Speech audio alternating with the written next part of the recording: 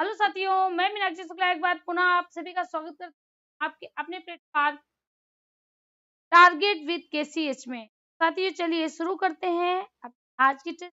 और आज की क्लास हमारी बहुत ही बेहतर होने वाली है, संस्कृत की क्लास, और उसको बेहतर बनाने की तैयारी आपकी है। तो जुट जाइए हमारी इस क्लास से कि यहाँ पर हम आपको ऐसी तैयारी कराते हैं जिससे 100% आपका संस्कृत में एक भी प्रश्न नहीं छूट पाएगा।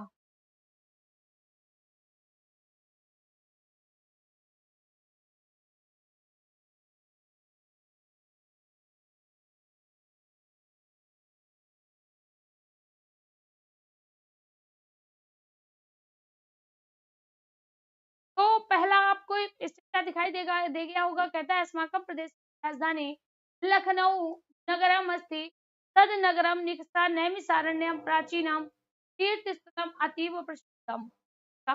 यहाँ पर क्या कहता है? यहाँ पर कहता है कि हमारे प्रदेश की राजधानी लखनऊ नगर है, यानी लखनऊ नगर में है। तब नगरम निकषा नैमिषारण्यम प्राचीनम तीर्थस्थलम अतीव प्रसिद्धम अस्ति। कहते हैं तद नगरम, उस नगर में के निकट नीमसार प्राचीन तीर्थ स्थल अत्यंत अस्ति, अत्यंत प्रसिद्ध है। ठीक है,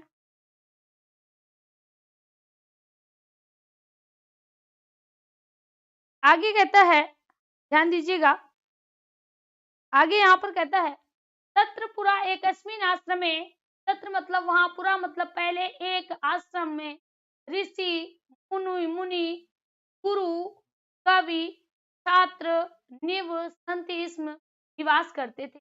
आश्रम विशाले परिसरे, आश्रम के विशाल परिसर में अश्वत्थ पीपल बरगद निम्ब, निम्ब मतलब नीम और अशोक मतलब अशोक, नीम अशोक वृक्ष की गहन छाया परिव्याप्त आसी, चारों ओर व्याप्त रहती थी, चारों ओर व्याप्त रहती थी। यहाँ पर क्या लिखा है अगला? तत्र फलशालिना, वहां फलशाली आम्र, आम्र लग यानी आम, आमला, पनस, पनस, कटहल, पेरू, अमरूद वृक्ष अपिविप्ता आसन। वहां पर अत्यंत फलशाली वृक्ष आम, आमला, आम, आमला, कटहल, अमरूद भी आसीत वहां थे। ये भी वृक्ष है, इन वृक्षों में तत्र पर्यावरण अत्यंतम शुद्धम आसीत, इन वृक्षों के कारण वहां का पर्यावरण अत्यंतम बहुत ही शुद्ध था। इन शीतला, इन मतलब वहां शीतल वायु, शीतल वायु मंद मंद धीरे धीरे निरंतरम बहंती, इस निरंतर बहती थी। काले काले च मेघा वर्षति, इस काले काले जो बादल थे वहां बरसते थे। अब चलिए, अब इसकी आपको क्या करनी है? अब इसकी हिंदी आपको बतानी है। देखिएगा, सभी को गुड आफ्टरनून। अब आपकी गुड आफ्टरनून हो चुकी है। प्लीज आप सभी ध्यान से पढ़ा करें। आप लोग ऐसी हरकतें क्या करें, आपकी हरकत देख वह नहीं देता है। बस इतना ही आपसे कहना है, बाकी आप सभी।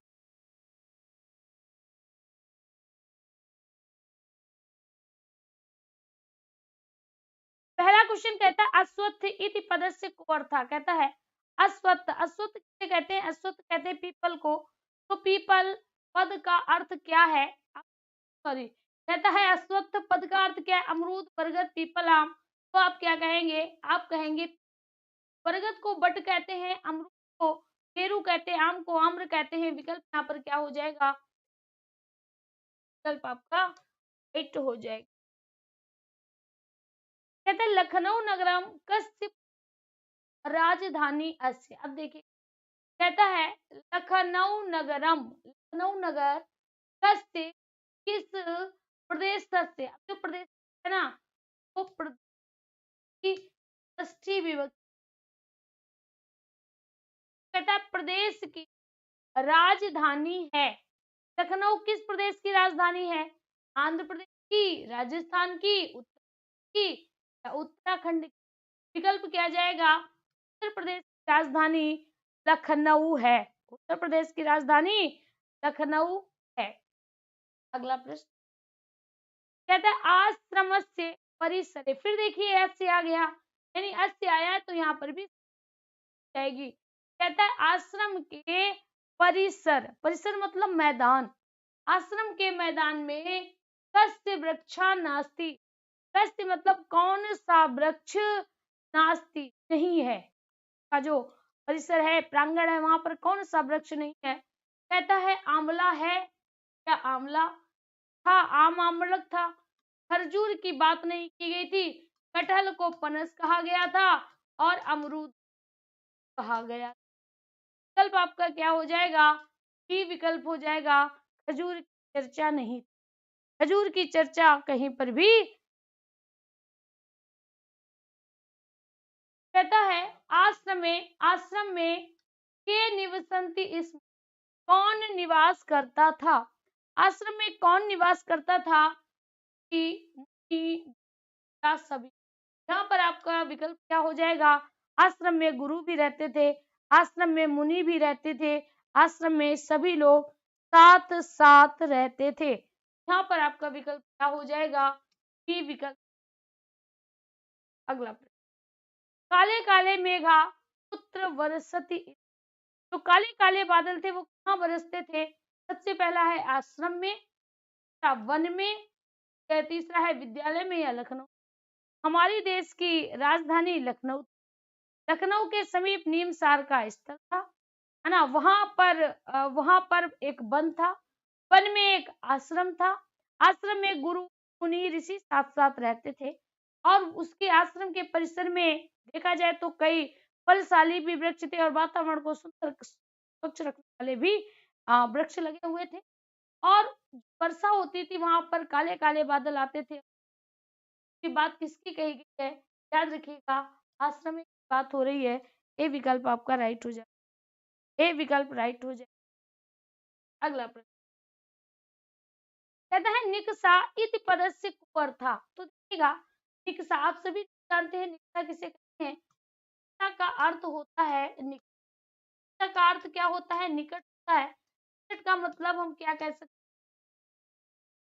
पास में या समीप, पास या समीप। यहाँ पर आपका विकल्प आ जाएगा, चारों ओर को परिता कहते हैं, पहले को पूरा कहते हैं, निवास को निवसति कहते हैं। यहाँ पर आपका विकल्प आ जाना है, बी विकल्प हो जाना है, बी विकल्प हो जाएगा, बी विकल्प हो जाएगा। अगला क्वेश्चन कहता है कादम्बरी में किसकी कथा वर्णित है, चंद्र की, राम की, कृष्ण की या अनंत वर्मा की। विकल्प क्या हो जाएगा, आ जाएगा चंद्र। देखिएगा अगर हम बात कादम्बरी की कहें तो कादम्बरी के नायिका है, नायिका कौन है, कादम्बरी। और कादम्बरी का अर्थ क्या होता है, कादम्बरी का अर्थ होता है, कादम्बरी का अर्थ होता है मदिरा, पुरानी मदिरा को कादम्बरी कहते हैं। दूसरी अगर देखा जाए तो कादम्बरी किसकी नायिका, कादम्बरी जो कादम्बरी की नायिका कादम्बरी होती है, और अगर पूछा जाए इसका नायक कौन होता है, इसका नायक होता है चंद्रा, चंद्रापीड़ जन्म में, जन्म में जो आप चंदा मामा जिसको कहते हो ना, तो पूर्व जन्म में कौन होते हैं, चंद्रदेव होते हैं। यहाँ पर आपका विकल्प आ जाएगा, ये विकल्प चला जाएगा, चंद्र हो जाना है, क्या हो जाना है, चंद्र हो जाएगा। कनक द्विवेदी जी बिल्कुल भी आपका कमेंट शो कर रहा है, बताओ क्या किया जाए।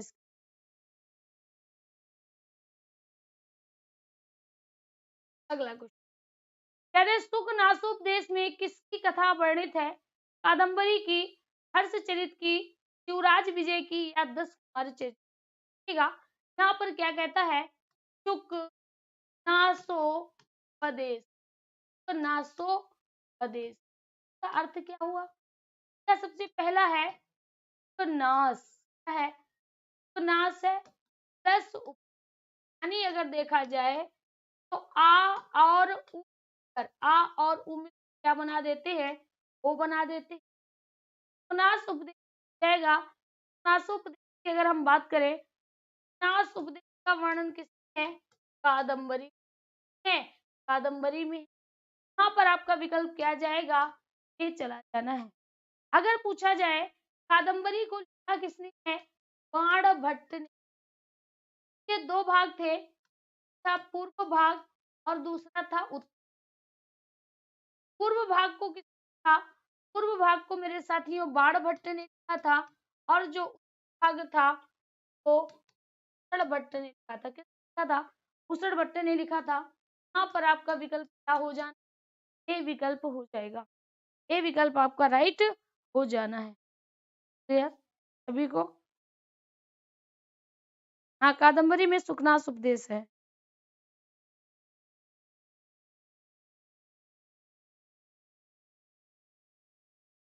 कादम्बरी का अर्थ हमने भी मदिरा ही बताता है, मंदिरा नहीं है। सुरा, सुरा किसे कहते हैं भाई, यही जब नहीं पता होगा। सुरा का अर्थ होता है शराब या मदिरा, ठीक है।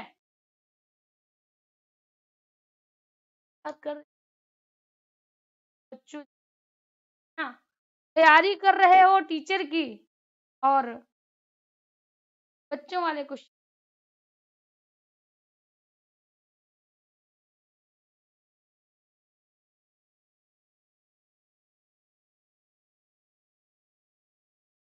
आपका सब सभी कमेंट आ रहा है बेटा, नहीं हो। यहाँ पर देखिएगा, कहते हैं बाणभट्ट की रचना कौन है, शिवराज विजयम, कादम्बरी, दस कुमार चरितम या रघुवंशम। आइएगा, कादम्बरी को किसने लिखा, बाणभट्ट ने लिखा, कि नहीं लिखा, बाणभट्ट ने लिखा, तो ये हो गया। दस कुमार चरितम को किसने लिखा, दंडी ने लिखा, ठीक है। रघुवंशम को किसने लिखा, कालिदास महोदय ने लिखा। और अगर पूछा जाए शिवराज विजय को किसने लिखा, शिवराज विजय को लिखा है अंबिका दत्त व्यास ने, लिखा है अंबिका दत्त, लिखा है शिवराज विजय लिखा है अंबिका दत्त व्यास ने लिखा है। यहाँ पर आपका विकल्प क्या जाएगा, बी विकल्प चला। अगला क्वेश्चन कहता है भाषा कौशल के विकास में, अब जैसे भाषा कौशल की बात करता है, भाषा कौशल क्या है, भाषा को सीखने के तरीके होते हैं, उनको भाषा कौशल कहा जाता है। दो प्रकार के होते हैं, एक तो होता है भाव ग्रहण और दूसरा होता है भाव प्रकाशन। दूसरा क्या होता है, भाव प्रकाशन।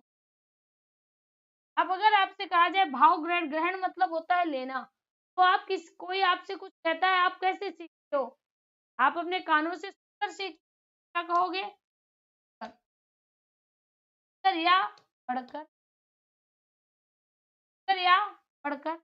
और भाव प्रकाशन कैसे करते हो, देख कर,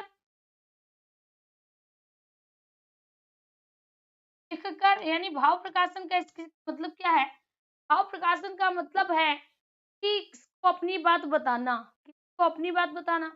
या तो लिखोगे तब वो आपकी बात समझेगा, या आप जब उससे बोलो आपकी बात समझेगा।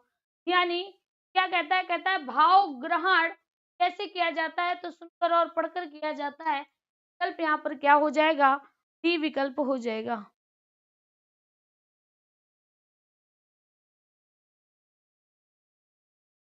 भाव ग्रहण किया जाता है, नहीं नहीं लिखा है।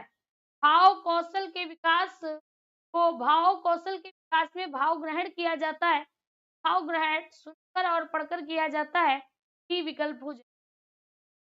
अगला क्वेश्चन कहता है समुद्रेशु पद में विभक्ति बताइएगा। अब देखिएगा, पहले यहाँ पर लिखा है समुद्र, का मूल शब्द क्या है, समुद्र। समुद्र कैसे चलेंगे, अकारांत पुल्लिंग, तो जैसे अकारांत पुल्लिंग के रूप आपको याद होंगे, राम, राम के रूप याद होंगे, राम में जहां पर आएगा रामेशु, वहीं पर तो आएगा समुद्र, वहीं पर आएगा, देखिए समुद्र, समुद्र है, येसु ये तो जुड़ा है, तो रामेशु जो आता है वह सप्तमी बहुवचन का आता है, क्या होगा, सप्तमी बहुवचन का होगा। समुद्र में भी मेरे साथियों बहुवचन आ जाएगा, आपका राइट।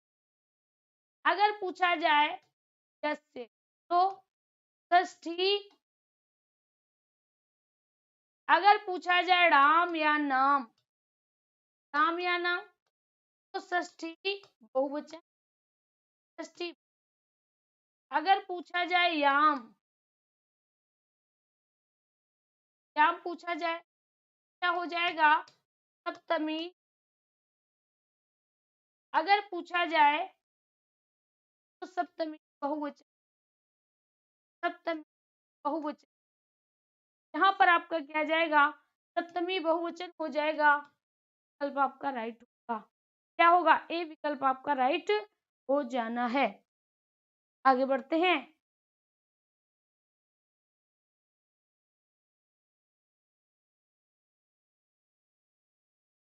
अगला, बिल्कुल सही।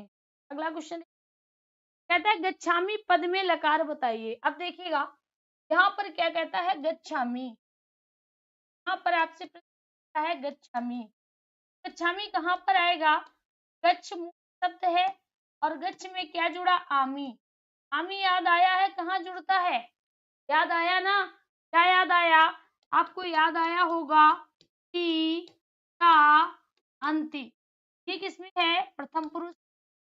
मध्य पुरुष, मध्यम पुरुष क्या होता है? सी, था, था। और अगर कहा जाए उत्तम पुरुष क्या होता है? आमी, आवह, आमह। यही तो होगा कि एक वचन होगा, वचन होगा, बहुवचन। यहाँ पर आप क्या देख रहे हो? आमी दिया गया। क्या दिया गया? आमी। यहाँ पर भी क्या है? आमी है। यहाँ पर देखिएगा कहता है लोट लकार है, बिल्कुल नहीं है। लट लकार है, लिट लकार है, लिंग लकार है। लिंग लकार नहीं, लंग होगा ना, लंग होगा ना साथियों, लिट होगा। क्या होगा? लट हो जाए। अगर पूछा जाए लट लकार का मतलब क्या होता है? लट लकार का मतलब होता है वर्तमान काल। क्या होता है? वर्तमान काल हो जाता है। यहाँ पर भी मेरे साथियों डी विकल्प आपका राइट चला, डी विकल्प आपका राइट हो जाना है। हम पुरुष एक वचन। अगला क्वेश्चन कहता है निम्न में से अव्यय पद नहीं है। फटाफट बताइएगा निम्न में से अव्यय पद कौन सा नहीं? निम्न में अव्यय पद कौन सा नहीं है? फटाफट बताइएगा।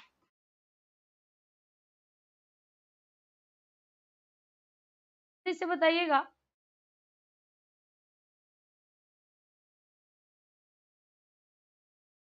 कहता है रीते। रीते का मतलब क्या होता है? आपको अर्थ तो पता ही होना चाहिए। रीते का मतलब होता है बिना।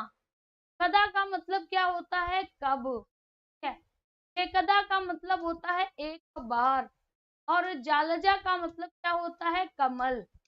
यहाँ पर मेरे साथियों जो जालजा है वह अव्यय नहीं है, क्योंकि ये संज्ञा शब्द है और जो संज्ञा होते हैं वो अव्यय नहीं, अव्यय नहीं होते हैं। विकल्प आपका क्या?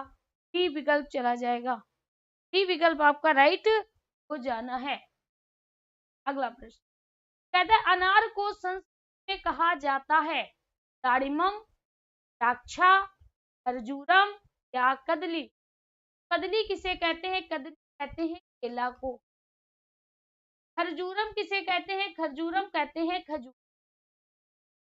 द्राक्षा किसे कहते हैं? द्राक्षा कहते हैं अंगूर को। और दाड़िम किसे कहते हैं? दाड़िम कहते हैं अनार को। यहाँ पर अनार को कहा है। ए विकल्प आपका राइट हो जाएगा। ए विकल्प आपका राइट हो जाना है। अगला प्रश्न कहता है राम शब्द का तृतीय एक में रामः, एक वचन, द्विवचन, बहु। कहते हैं रामा, रामऊ, रामः, रामम, रामऊ, राम, रामे। क्या एक वचन पूछ रहा है? क्या पूछ रहा है? तृतीय एक वचन। मेरे साथियों क्या एक वचन ये है और तृतीय एक वचन रामेण हो जाएगा। विकल्प आपका राइट हो जाएगा। रामेण हो जाना है। क्या हो जाना है? रामेण हो जाएगा। विकल्प राइट हो जाना है। अगला क्वेश्चन कहता है आज्ञार्थक में प्रयोग होता है। अब देखिएगा यहाँ पर आपसे क्या पूछ रहा है, आज्ञार्थक। आपसे कहा था कि अगर आपको कोई आज्ञा दे, अगर कोई आपको आज्ञा दे तो आप क्या कहेंगे, तू ताम का अंतु, काम का अंतु करो वरना लौट जाएंगे, वरना क्या करेंगे। यानी अगर देखा जाए पठतु, पठताम, पठन के हैं, लोट लकार के हैं। लोट लकार में क्या होती है, आज्ञार्थक होती है। विकल्प यहाँ पर आपका क्या जाएगा, सी विकल्प चला जाएगा, सी विकल्प हो जाएगा।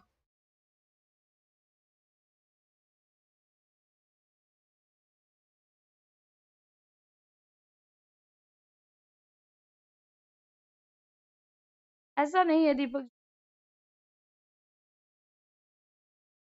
तू ताम का अंत करो वरना लौट जाएंगे। ठीक है, अगला क्वेश्चन कहता है प्राचीनम साहित्यम संस्कृत के ए वस्ती में विशेष पद है। क्या कहता है, कहता है प्राचीन साहित्यम। देखिएगा यहाँ पर आपसे कहता है प्राचीनम साहित्य। अब हमेशा दो चीजें होती है, एक तो वह होते हैं जो विशेषण होते हैं। विशेषण क्या करते हैं, विशेषण होते हैं विशेषता बताने वाले शब्द। अब देखिए यहाँ पर क्या कहता है प्राचीन साहित्य, है ना। तो प्राचीन साहित्य का मतलब क्या होता है, इसका मतलब हो जाएगा पुराना साहित्य। क्या हो जाएगा, पुराना साहित्य हो जाएगा। तो साहित्य कैसा है, साहित्य पुराना है। जो प्राचीन है वह क्या हो जाएगा, विशेषण हो जाएगा। और मेरे साथियों साहित्य होगा वह विशेषण हो जाएगा। यहाँ पर जो पद पूछा है वह क्या पूछ रहा है, विशेष से पूछा है। बच्चा सभी लोग गलत कर रहे हैं। देखिएगा यहाँ पर क्या पूछा है, यहाँ पर पूछा है विशेष से। क्या पूछा है, विशेष से पूछा है। क्या हो जाएगा, साहित्यम हो जाएगा। बी विकल्प आपका, बी विकल्प आपका राइट हो जाएगा। सभी लोग याद रखिएगा, बी विकल्प राइट होगा। जो साहित्यम है, साहित्य, वह आपका विशेष होगा और जो प्राचीन है यानी प्राचीनम है वह आपका विशेषण हो जाएगा, वह विशेषण हो जाना है। कहता है वेदों की संख्या कितनी है, 2, 3, 4, 5।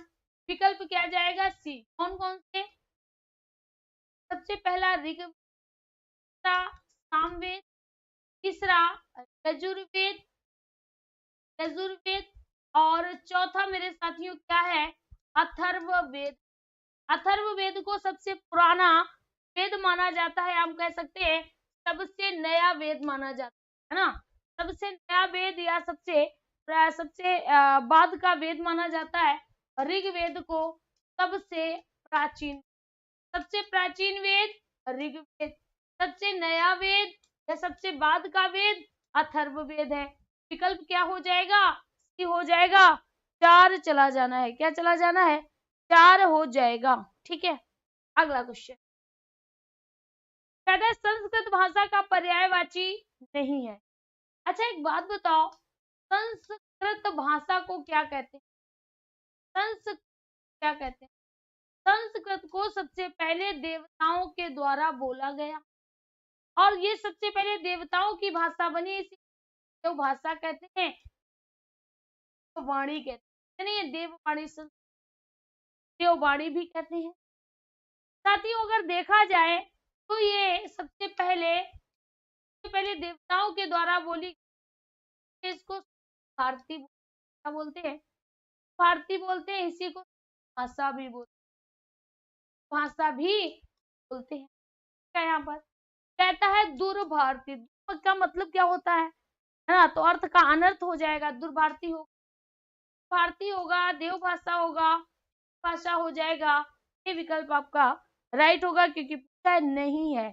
क्या नहीं है, तो क्या नहीं होगा, ए विकल्प हो जाएगा, तो भारती होगा। यानी संस्कृत को दुर्भारती नहीं कहते, मतलब तो खराब होता है। इसका मतलब क्या होता है, खराब होता है। भारती मतलब भाषा, वह भाषा जो खराब है उसको संस्कृत नहीं कहते। अरे संस्कृत की वाणी है तो देव वाणी कहते हैं, इसको देव भाषा कहते हैं। इसी को मंगल भाषा कहते हैं, मंगल जब किसी चीज का मंगल गान किया जाता है तो आप देखिएगा पंडित श्लोक पढ़ते हैं और पंडित जो श्लोक पढ़ते हैं वो अधिकतर संस्कृत भाषा में ही होते हैं। यहाँ पर आपका विकल्प क्या जाएगा, विकल्प राइट विकल्प आपका क्या हो जाएगा, राइट विकल्प मेरे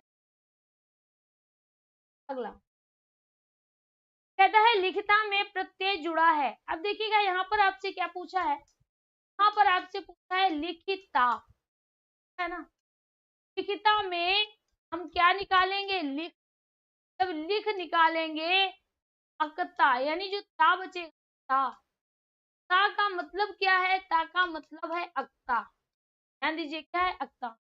अक्ता प्रयोग में जो अक्ता आपका प्रत्यय है वह भूतकाल का प्रत्यय का मतलब लंग लकार का, क्या है लंग लकार का है, लेकिन कैसा है लंग लकार का है।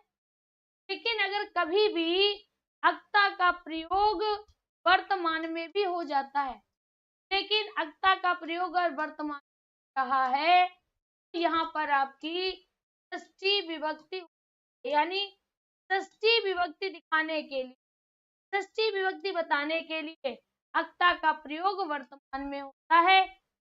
ये भूत का प्रत्यय है, वैसे ये भूतकाल का प्रत्यय है। जैसे धन अक्ता, अक्ता का क्या जुड़ता है, ता जुड़ता है, क्या हो जाता है भूता। ये स्वयं कहता है मैं भूत हूँ, मैं बीत चुका हूँ। यहाँ पर आपका विकल्प आएगा अक्ता चला जाता है ए, अक्तवतु से ता प्लस वान वती वत से है, सत्र से अत अन,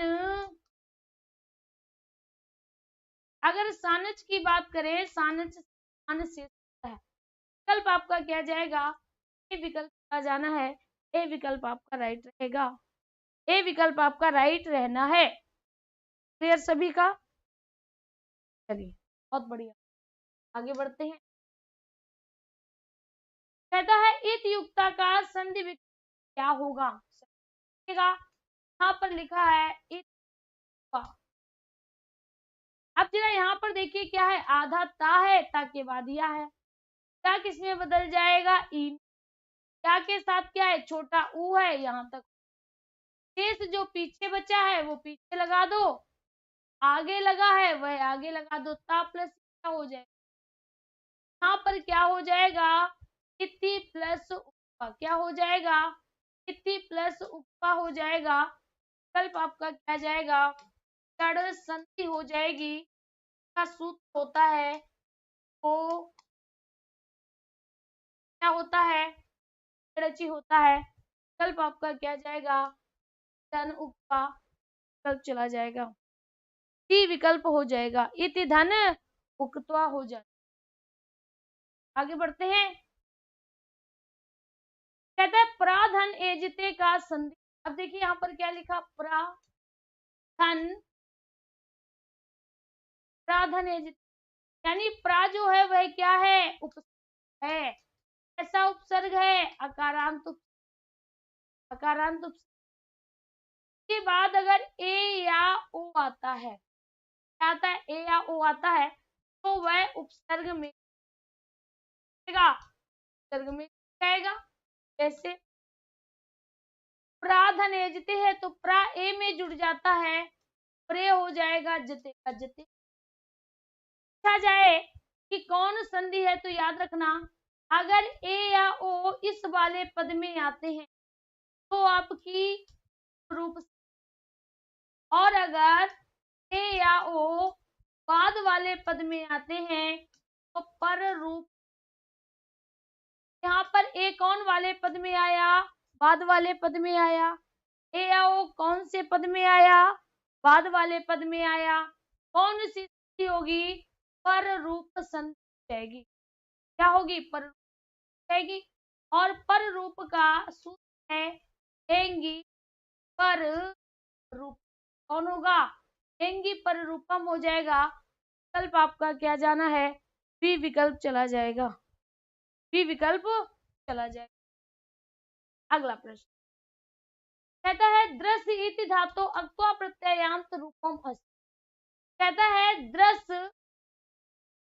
सर्ग, तब द्रस इति धातु, द्रस धातु के बाद अक्त्वा प्रत्यय अंत में आए। अक्त्वा प्रत्यय अंत में आया है भैया। अक्त्वा जब जोड़ते हो तो त्वा जुड़ता है। अब ये किसमें जुड़ेगा? द्रस में। तो जब द्रस में त्वा जुड़ता है तो क्या होता है? द्रस त्वा हो जाता है। क्या हो जाता है? द्रस त्वा हो जाता है। यहाँ पर आपका क्या है? सबसे पहले है दर्शित्वा, दृष्ट्वा, दृष्ट्वा या दृष्ट्वा। विकल्प क्या जाएगा? डी विकल्प चला जाना है, दृष्ट्वा हो जाएगा। डी विकल्प चला जाएगा, दृष्ट्वा हो जाएगा। काफी हमारे साथी आंसर कर रहे हैं, डी विकल्प हो जाएगा। बहुत अच्छे। और क्वेश्चन के साथ ऑप्शन क्या करें? हमें ये पता होता है कि कितने हमारे साथी आंसर हैं, कितने लोगों के आंसर गलत जा रहे हैं। और फूल माला चढ़ाने से अच्छा ये है कि आप अपने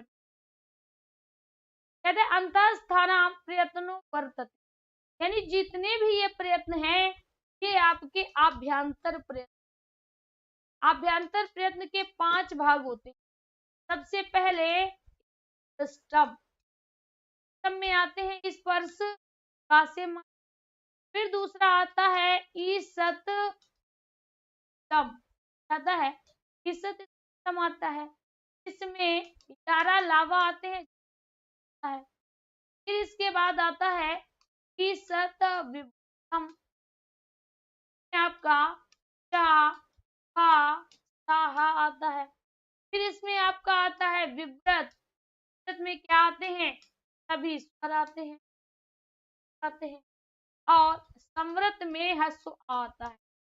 समृत में हस्व आता है। प्रयोग की दशा, प्रयोग की दशा में। अब यहाँ पर लिखा है अंतःस्थानां प्रयत्नो वर्तते। अब अगर देखा जाए, ध्यान दीजिएगा, अगर देखा जाए तो अंतस्थ की बात कर रहा है। अंतस्थ में 4 वर्ण होते हैं, 11 अलावा कौन सा प्रयत्न होता है? ईसत स्पृष्टम होता है। विकल्प क्या जाएगा? का सूत्र होता है ईसत स्पृष्टम अंतःस्थानां, ईसत स्पृष्टम अंतस्था, यानी जो अंतःस्थ होते हैं उनमें ईसत क्या होता है? क्या ईसत होता है? अगर पूछा जाए वर्ण कितने होते हैं तो वर्ण 4 होते हैं, या रा, ता और वा, ये 4 वर्ण। अगला प्रश्न कहते हैं महाप्राणा प्रयत्न कति वर्ण, जल्दी से बताइएगा। आपसे पूछ रहा है तो महाप्राण होते हैं उस प्रयत्न में कितने वर्ण होते हैं? महाप्राण प्रयत्न में देखिएगा क्या कहता है? कहता है वर्गा नाम, वर्गों के चतुर्थ सलस्य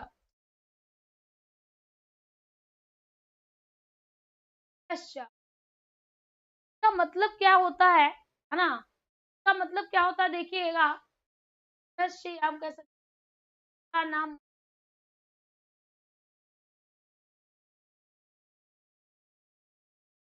कहता है वर्गों के द्वितीय, हमने द्वितीय लिखा, वैसे द्वितीय ऐसे नहीं लिखा होता है, सर्ग लगी होती हैं जिनमें ऐसा हो जाता है, यानी वर्गा नाम द्वितीय सलानामा महाप्राणा।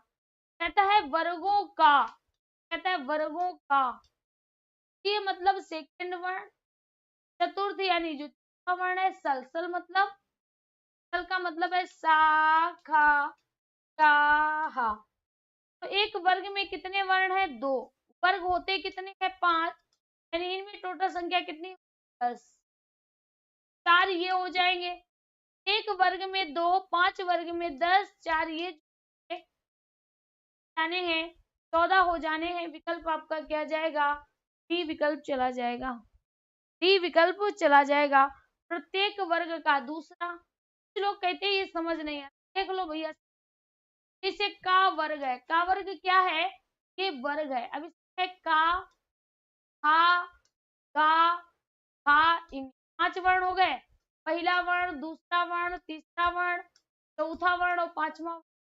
तो कहता है जो चौथा है और दूसरा है, इन दोनों में महाप्राण होगा। महाप्राण ऐसे वर्ण होते हैं जिनको बोलने में समय अधिक लगता है। महाप्राण ऐसे वर्ण होते हैं जिनको बोलने में समय अधिक लगता है, महाप्राण वर्ण कहलाते हैं। विकल्प क्या जाएगा? बी चला जाना।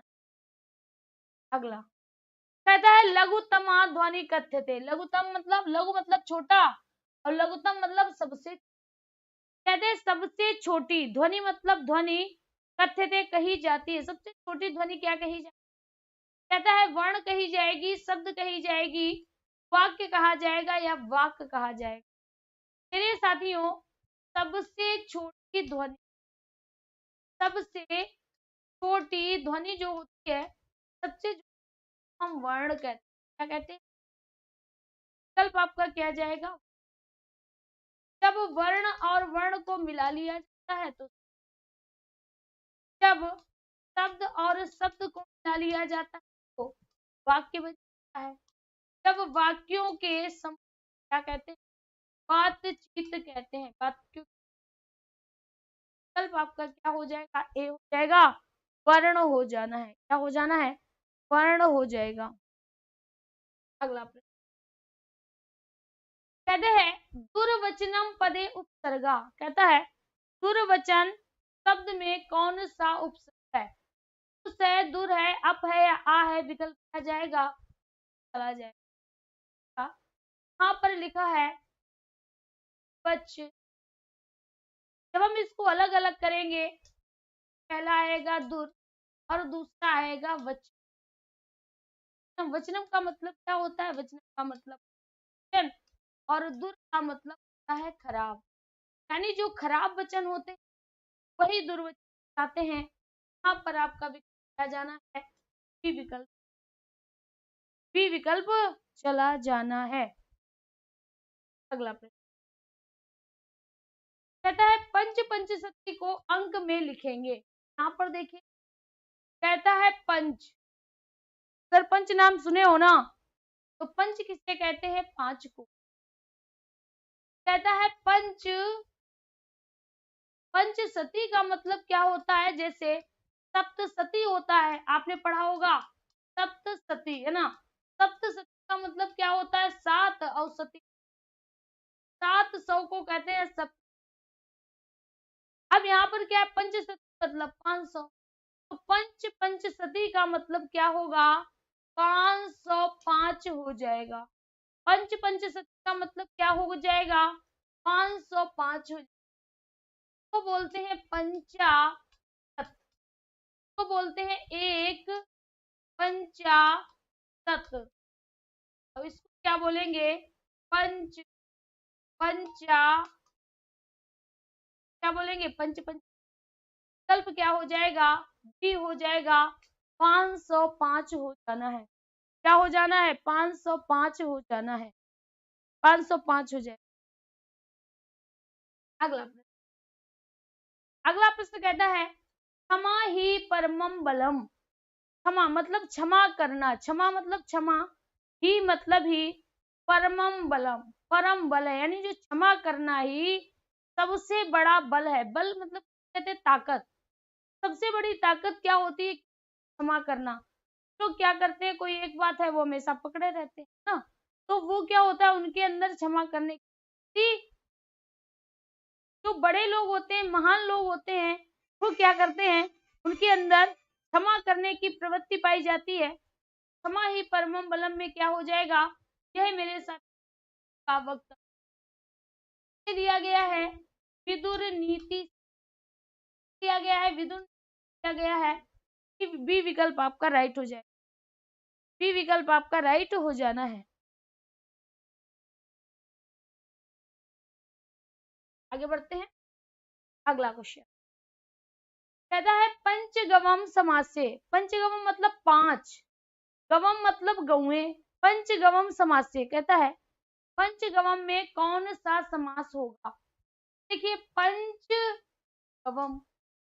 अब यहाँ पर आप देख रहे हो पहले है 5, 5 क्या है संख्या, तो जिस संख्या का, जिस समास का या जिस पद का पहला पद संख्या होगा, अब देखिए इसमें पंच है और दूसरा क्या है, गवम है। इसका पहला पद क्या हो गया, संख्या हो गया, दूसरा पद क्या हो जाएगा, संज्ञा हो जाएगा। जिस समास का पहला पद संख्या और दूसरा पद संज्ञा होता है, ये होता है। अगर पूछा जाए इसका समास विग्रह क्या होगा, दोनों में नाम जोड़, सबसे पहला हो जाएगा पंचानाम, दूसरा हो जाएगा गवानाम, पंचानाम गवानाम समाहारा। क्या हो जाएगा, पंचानाम गवानाम समाहारा हो जाएगा। बी विकल्प आपका राइट हो जाना है, बी विकल्प आपका राइट हो जाएगा। बहुत अच्छे, पहचान तो लिया, अब समास विग्रह भी कर। तो आज की क्लास में प्रश्नों की श्रृंखला यहीं तक थी। मिलते हैं कल फिर से इसी समय पर एक और नई क्लास के साथ। तब तक के लिए इजाजत, धन्यवाद। अगर क्लास अच्छी लगती है तो लाइक और शेयर अवश्य करें, साथियों की संख्या बढ़ाएं, सभी साथियों को अपनी इस क्लास से जोड़ें।